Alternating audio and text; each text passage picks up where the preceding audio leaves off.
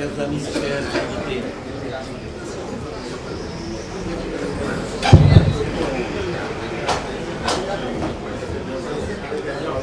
Chers amis, chers invités, nous allons donc démarrer la séance. Je me trouve être juge et partie, ce qui n'est jamais très facile devant moi-même, en tant que chef du département de philosophie, de faire une présentation des ouvrages de toutes ces chambres. Voilà comment va s'organiser la prise de parole. Nous la donnons d'abord à M. Ousmane Sen, directeur du WAR, qui dira son mot de bienvenue. Ensuite à Mme Jennifer Yanko, directrice du WAR à Boston. Le professeur Ibrahim Sow prendra la parole pour sa présentation. Moi ensuite.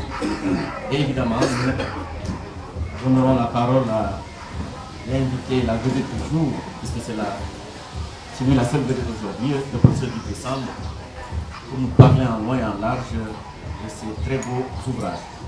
Monsieur le directeur, vous avez la parole.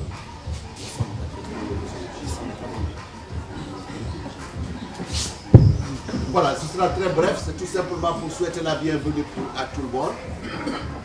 Aussi dire de la à mon ami et collègue, le docteur Jennifer Yanko, qui est la présidente de la WARA à Boston, l'organisme qui constitue avec la ROA le conseil d'administration du centre de recherche ouest-africain. Vous dire combien le WAC est honoré d'avoir ici le professeur Djibril Sam. C'est tellement un honneur que c'est finalement le professeur qui est aussi notre doyen qui a imposé son temps et non pas nous. Parce que nous avons l'habitude d'organiser ce genre de manifestation les jours ouvrables.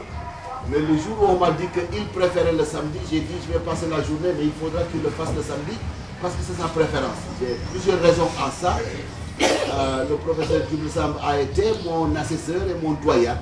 Et nous avons eu des relations de travail très cordiales et j'ai eu à le respecter dans sa constance dans l'amitié, mais dans quelque chose qui est extrêmement important pour moi. Voilà quelqu'un dont je dirais qu'il pleuve ou qu'il vente. Quand il y a une vérité à dire, il la dira, quelles qu'en soient les circonstances. Alors moi ça, je l'ai su depuis le début avec lui. Et ça a fait qu'il y a eu une amitié silencieuse entre nous et peut-être lointaine. Mais j'ai beaucoup de respect, beaucoup d'admiration pour lui, à partir de cette valeur-là qui devient de plus en plus rare peut-être. En tout cas, je vous souhaite tous la bienvenue et nous nous excusons du petit retard qu'on a eu accusé et je ne voudrais pas en rajouter, donc je m'en arrête là, Monsieur le Président. Merci beaucoup et bienvenue tout le monde.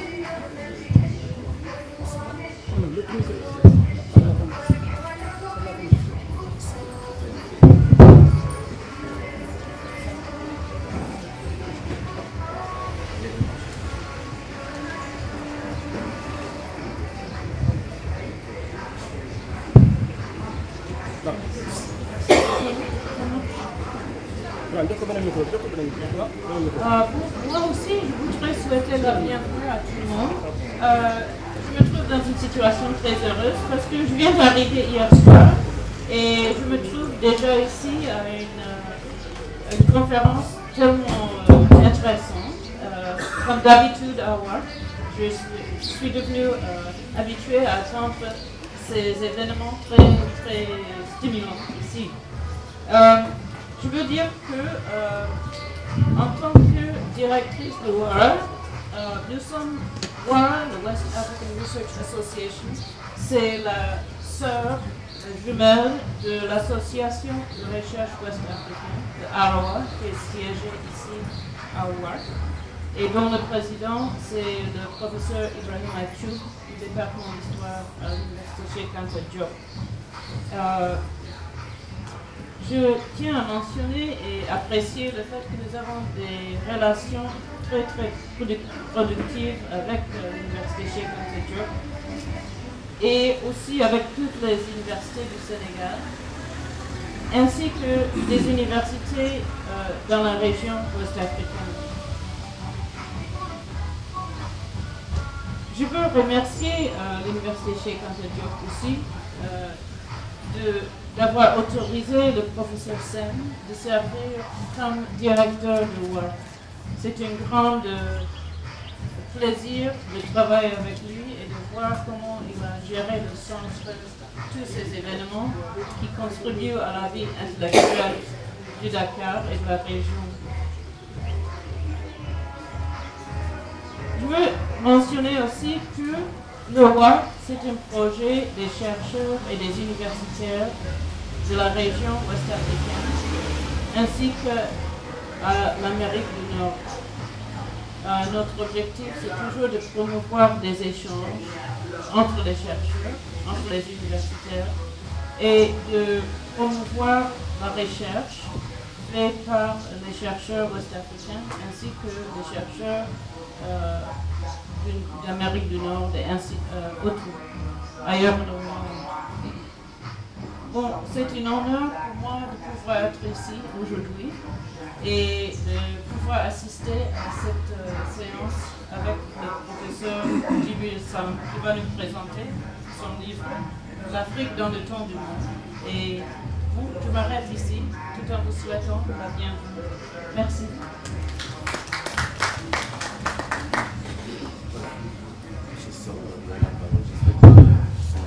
Oui, j'espère. Oui, d'accord. Bonjour à tout le monde, chers collègues, chères étudiantes, chers étudiants, monsieur le professeur Djibril Samb, monsieur Ousseynou Kane, monsieur Sen. Alors, en prenant la parole aujourd'hui devant cette auguste assemblée, pour ce qui est communément appelé une séance, disons, de dédicace d'ouvrage, mais aujourd'hui il ne s'agit pas de n'importe quel ouvrage, il s'agit des ouvrages du professeur Djibril Samb. Je mesure donc, en plus de l'honneur qui m'est fait d'être associé comme un des présentateurs avec mon collègue Ousseynou Kane, n'est-ce pas, le redoutable privilège qui est véritablement une gageure de devoir présenter non seulement ces deux œuvres que sont l'étude du lexique des stoïciens et l'Afrique dans le temps du monde, mais aussi, qui sont tous les deux d'ailleurs parus à l'Harmattan, aux éditions Harmattan, mais aussi bien sûr la gageure de présenter leur auteur, je veux dire le professeur Djibril Samb.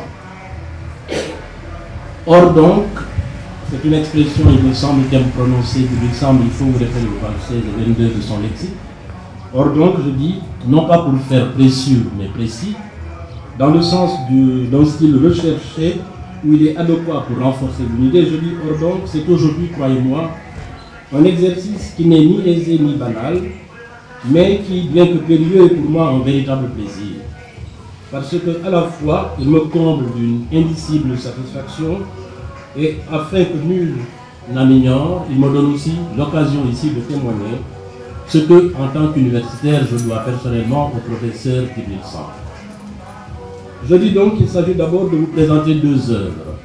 Il s'agit de l'étude de lexique sur les stoïciens et de l'Afrique dans le temps du monde. Et enfin de dire ma dette, de présenter l'auteur et de dire ma dette envers le professeur. Alors de l'étude du lexique des stoïciens. Il faut dire d'emblée que c'est un ouvrage de pure érudition. L'ouvrage d'un savant qui est féru dans l'exercice de la recherche, de la méthode et de l'analyse, et qui présente sans entrée, qui revisite tout le vocabulaire et le lexique, mieux toute la philosophie des stoïciens. L'intention profonde, perceptible même de l'auteur, vise, si je ne m'abuse, on le dira tout à l'heure, un triple dessein. D'abord, faire de cet ouvrage une sorte d'entrée, voire d'initiation à la philosophie stoïcienne, pour tous les profanes qui sont curieux de la découvrir et de la connaître. Ensuite, il apparaît comme une sorte de manuel, d'abrégé ou de précis, qui s'adresse aux étudiants pour constituer une somme de références consultables avec un vocabulaire à disposition pour les guider dans l'univers combien complexe de ces divers penseurs stoïciens. Et enfin, il s'adresse aux érudits, à ses pairs, aux philosophes spécialisés dans la pensée stoïcienne, pour continuer avec eux le dialogue inachevable avec les anciens sur la base des textes. Évidemment, il reste vrai que c'est le niveau de savoir qui conditionne cependant l'usage de ce manuel et qui en justifie aussi l'appréciation.